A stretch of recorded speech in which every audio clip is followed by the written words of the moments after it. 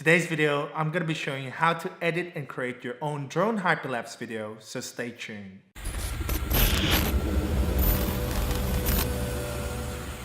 Hi everyone, it's Dennis here. Thanks for tuning in. In this channel, you'll find drone videos, tutorial videos, and product reviews. So if you're new here, consider subscribing. Don't forget to turn on that notification button so that you don't miss out on any of my new videos every week. Before I start the tutorial, I just want to say you don't necessarily need a Mavic 2 to be able to create a drone hyperlapse. You can pretty much do this with any drone as long as you select a time photo mode. Most drones should have that one with the Mavic Air and the Mavic Pro. Essentially what it does is it takes a photo every 2 or 3 second interval. Make sure you're flying steadily. To give you added stability, you can switch to a tripod mode. Make sure you're capturing those images in RAW format so that you can bring back all the details of each images when you chuck them into a photo editing program. And also, there's actually a couple ways to do this, but in this instance, we'll be using Lightroom and Premiere Pro. Open up Lightroom, I'm gonna press import, look for the folder, got a folder there. Control A, copy everything. Now I'll go to the developer tab and then I'm gonna pick one image in there. Now again, I'm gonna rush through things here, but hopefully this will just give you an idea on how the workflow goes. And I'm gonna pick a particular image somewhere in between this one, and then I'll be editing it out. You know, you can edit that out and copy and paste whatever edits I've done in there and apply it and sync it to all my images. So got the exposures, the highlights, I'll drop it down, contrast, change the exposure a little bit, add some clarity, saturation, vibrancy, play around with the curves if I want to. I mean, I'll be adding some sharpening. Also play around maybe with the colors, you know, a little bit more blue, teal and orange look. Add a little bit blue there and maybe change a little bit of the red, make it a little bit orange. Anyways, just doing it a little bit for fun. Again, you can really do whatever you want.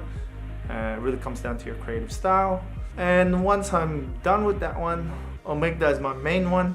And then I'll go back to library and then Control A to select all, go to the sync settings and make sure you check all and press OK. And then what it'll do is it will render all the images into that same edit that you've done. Okay, so once that's out of the way, all you need to do next is to export all of them. Export settings, make sure change it to JPEG and the quality is the highest, and then save it to the folder where you want to be. Next up is open up Premiere Pro, and file import for the folder, and select one of the image and make sure you import them in sequence so you only have one file with the whole 75 photos in there. Once that's done, next thing to do is set up a new sequence. So I'll pick up 1080p 23.976 or 24 frames per second. Create that one, rename it as well. Drag the photo in there. It'll tell you to change the settings. I normally just keep the settings. I'll rescale it because the images are 4K whilst the sequence is 1080p, so I reframe or rescale the shot. Here's the video without the warp stabilization. As you can see, it's a little bit wobbly. Go to your effects tab, select warp stabilization, chuck them in. Oh yeah, before I forget, make sure you nest and then add in the warp stabilization. 20 to 25% seems to work for me. And once that's rendered, and away you go. That's a drone hyperlapse that you manually created. Have a look at the DJI version and the edited version. See the difference? So if you really want to get the most out of your hyperlapse, you really need to edit it out yourself. Here's a couple more examples of what I've done.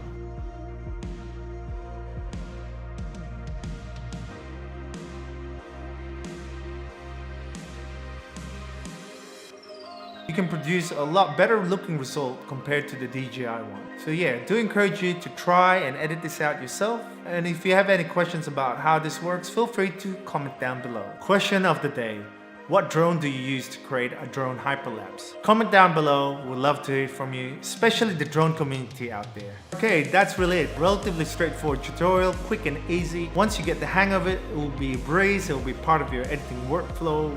Again, practice makes perfect. One quick note, this workflow that I've showed you can be applied to a standard hyperlapse with your DSLR camera. Same concept, same principle. You've got your multiple photos, chuck them into Lightroom, edit them out, export them, export and import them to your Premiere Pro, add the warp stabilization, and then export again, and then you'll have your own, ground hyperlapse. So thank you so much for watching. If you enjoyed this video, remember to give it a like.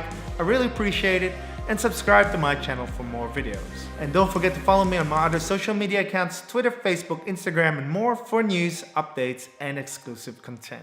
Well, that's about it. Again, this is Dennis, and I'll see you in my next video. Bye.